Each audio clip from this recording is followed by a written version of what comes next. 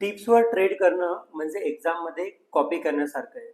Short टर्ममध्ये चालतंय, पण लॉंग टर्ममध्ये तुमचा त्यात लॉसच आहे. तुम्ही मंथली फीस भरताय आणि टिप्स देणारा स्टॉप लॉस देताना तुमच्या 30च्या कॅपिटलवरती 7 ते 10 हजाराचं देतोय.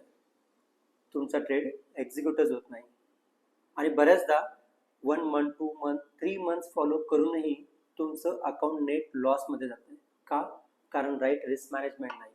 टिप्सवाल्याला काही फरक पडत नाही, कारण त्यांना मंथली सबस्क्रिप्शन फीज येते आणि तुम्ही गेले तरी कोणीतरी नवीन येतोय इन्स्टंट गेनच्या क्युरिओसिटीमुळे किंवा ग्रीडमुळे. तुम्ही ह्या 3 गोष्टी गमावताय: पैसे, तुमचं कॉन्फिडन्स आणि मार्केटचं फ्युचर.